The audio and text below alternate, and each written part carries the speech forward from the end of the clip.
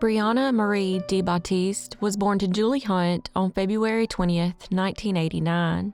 In 2014, 25-year-old Brianna was living in the small town of Dunkirk, Indiana, and was described as a loving and kind individual. Unfortunately, she began using drugs at a very young age, which eventually led to a heroin addiction. She tried rehab multiple times, but always relapsed.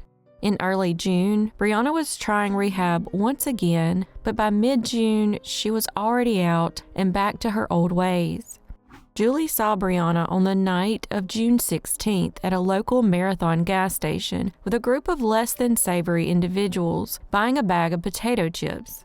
She told her mother that she had been receiving threatening text messages from a woman who was related to an ex-boyfriend of Brianna's. Her mother responded by trying to encourage Brianna to get away from the bad crowd she was hanging with, telling her it was the only way she had a chance at stopping her drug use. After parting ways, Julie would never see her daughter alive again. When Julie had not heard from Brianna, she reported her missing, and law enforcement began searching for her. That's when a 7-time felon by the name of Curtis Ray Neal would come forward and tell investigators she was dead and that he disposed of her body. Neal was in jail in Portland, Indiana, on charges of driving while intoxicated and unlawful possession of a syringe. However, when it came time to provide law enforcement with the location of Brianna's remains, Neal basically sent the police on a wild goose chase. Investigators would search the Red Carpet Inn, a home in downtown Muncie, and a nature preserve in Grant County. However, neither search produced Brianna's remains. 3 months later, on September 1st, 2014, bow hunters in the woods near a cemetery in Portland, Indiana, found partial human remains. Weeks later, their remains were identified as belonging to Brianna, but due to the state of her remains, a cause of death could not be determined. However, the coroner believes her death is most likely from an overdose. As for Neal, it's believed he made everything up. He was then charged with obstruction of justice and giving false information. Investigators are now trying to determine how exactly she died and who dumped her body. Whoever's responsible also took her shoes, purse, and cell phone, and as of 2023, those items have never been recovered, and her case remains unsolved.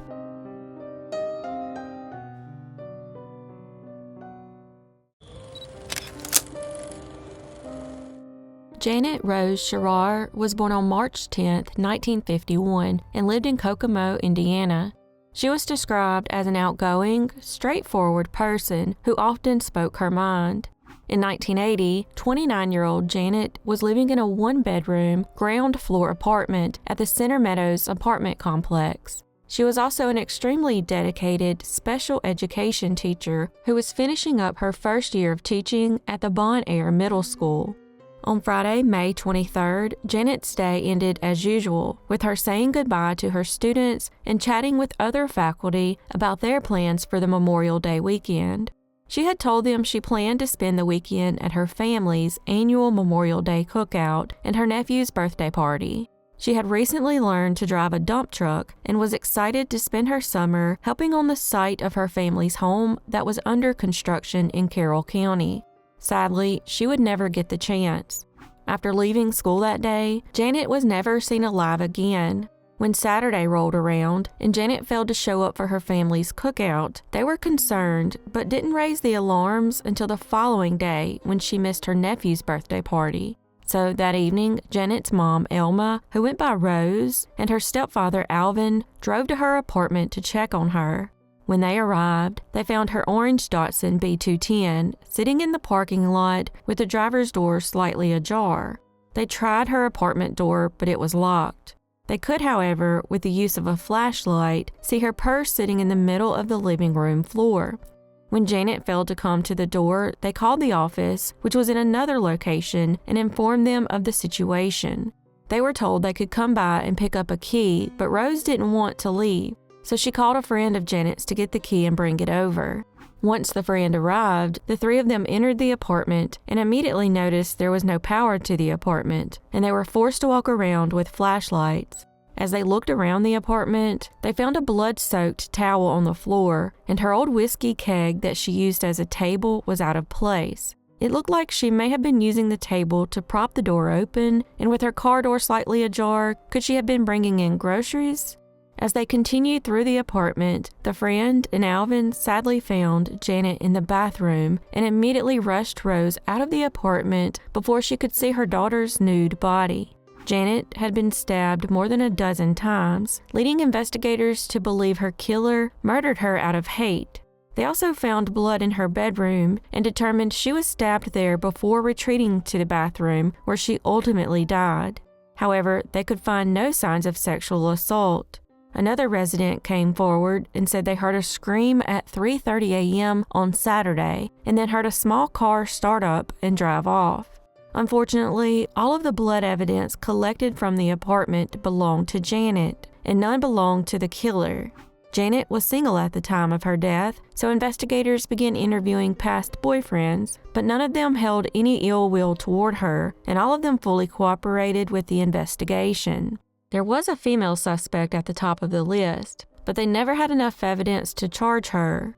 On Friday night, May 23rd, Rose called her daughter to discuss a birthday present they were getting for her nephew, unaware that the suspect was in the apartment with Janet. The suspect even confirmed to Alvin that she was with Janet that night and was potentially the last person to see her alive. The woman then spent the next 16 months under intense scrutiny but was never arrested for the murder.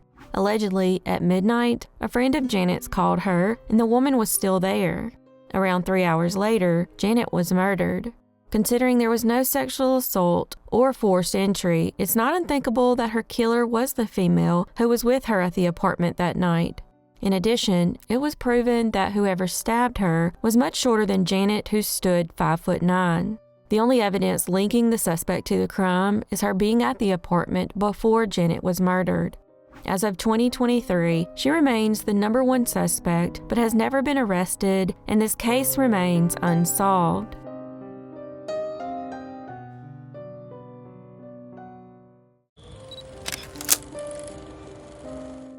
Joseph William Smedley II was born on March 27, 1995.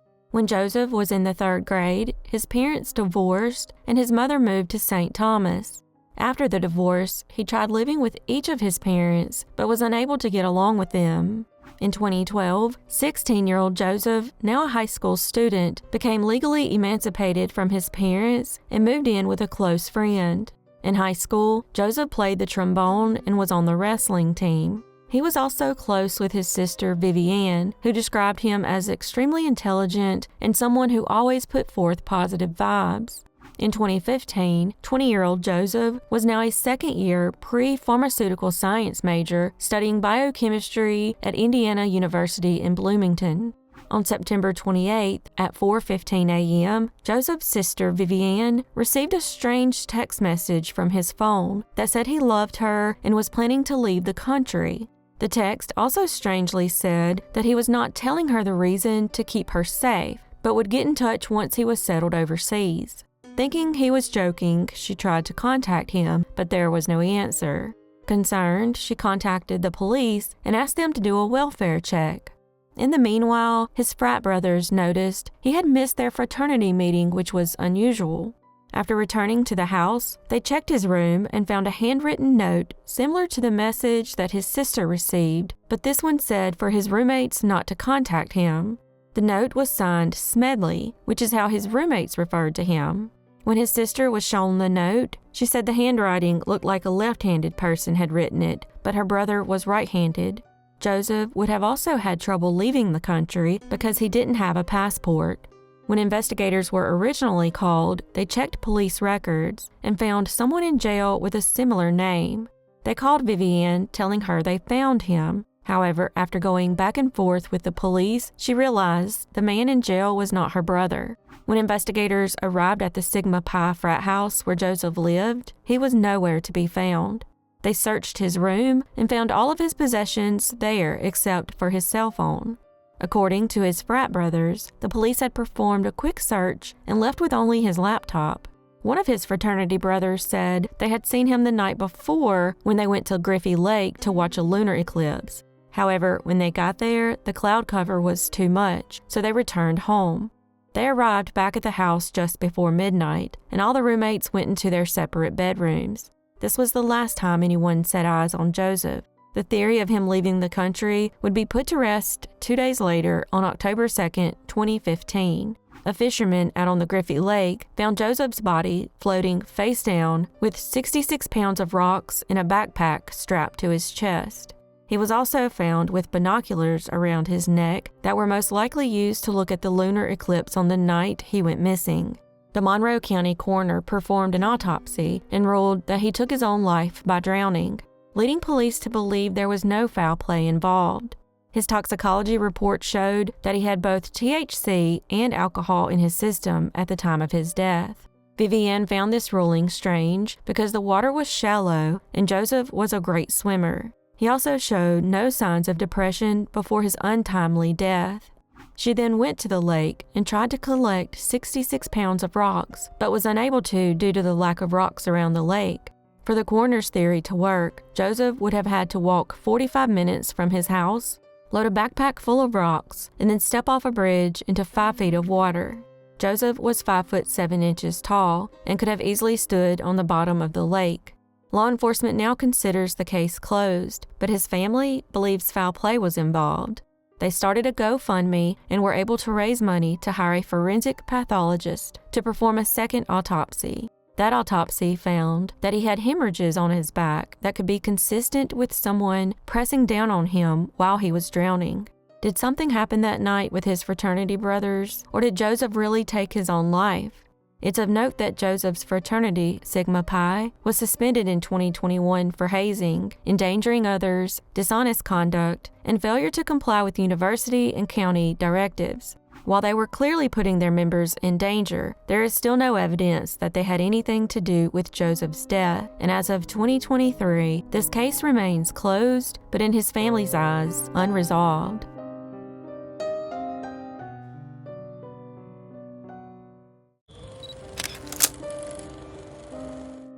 Najah Ferrell was born on October 14, 1988. In 2019, 30-year-old Najah was a mother of 5 living in Avon, Indiana. She was in a long-term relationship and engaged to be married, but no date had been set. Najah enjoyed spending time with her children, nieces, and nephews, and always had a group of kids with her. She had even decided to foster 3 children because she wanted to give back to children who didn't have anyone else. On March 12, 2019, she started her first day at Panera Bread in Indianapolis. On her 3rd day of orientation, Najah left her apartment to make the 30-mile drive to work, but never showed up. Her shift started at 5 a.m., and surveillance footage showed her leaving the apartment complex around 3 a.m. It wasn't until she failed to pick her sons up from school that her family realized something was wrong. After her mom, Paula, was notified that she failed to pick the kids up, she tried calling Najah but received no answer. After that, she contacted the police and an extensive search for Najah began. Investigators performed ground and aerial searches around the city, but Najah was never located. 2 weeks later, her 2018 Nissan Altima was discovered in the Studio Movie Grill parking lot near the Panera Bread where she worked. Not long after that, construction workers called the police to report they had found some of her belongings scattered along I-465 near Lafayette Road, which included her ID and bank card.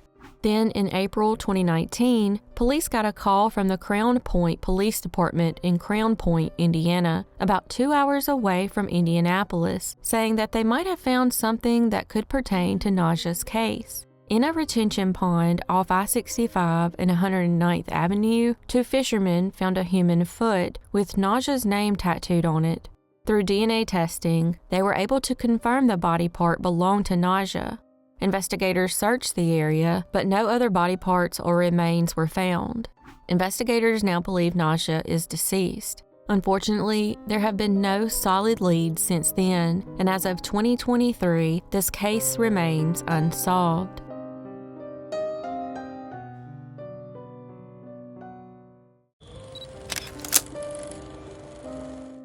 Patrick King was born on January 22, 1963. In 1995, 32-year-old Patrick lived alone in Winslow, Indiana, and worked at Jasper Furniture Factory. On November 21st, Patrick left work at 3:30 p.m. and was later spotted getting into a gray car with two unidentified individuals. He was supposed to meet his girlfriend for a date that night, but he never showed up and has never been heard from again. The next day, Patrick's 1991 Ford Ranger was discovered on a dirt road in the wilderness area known as Snaky Point, near the Patoka River in Indiana. Inside his truck was human hair, a small amount of blood, and fingerprints. Unfortunately, this was in the early days of DNA, and the amount of blood found was not enough to be tested. Patrick's loved ones stated that he wouldn't have driven the truck to that location, especially since he had just had it painted and refused to drive it on gravel roads. It also doesn't appear he went to this location to hunt because his hunting license was found back in his trailer. 8 days after Patrick's disappearance, his girlfriend reported that a black and gray Oldsmobile rammed her car, fired shots at her, and one of them smashed out her car's headlights. She was thankfully unharmed, but the perpetrators were never caught. It is unclear whether this incident is linked to Patrick's disappearance. In 2009, 14 years after Patrick went missing, authorities obtained a search warrant for a home off South Meridian Road where a man named Kerry Thomas lived. A witness reported that Thomas had confessed to killing Patrick because he stole some of his guns. He said that after he murdered him, he buried his body beneath his garage floor. At the time of the search, Thomas was in Pike County Jail after threatening to blow up the county courthouse. During the excavation of the garage, over 160 gallons of bone fragments were recovered. However, after being sent off to a forensic pathologist, they were determined not to be human. Unfortunately, there is very little information, and as of 2023, Patrick has never been found, and this case remains unsolved.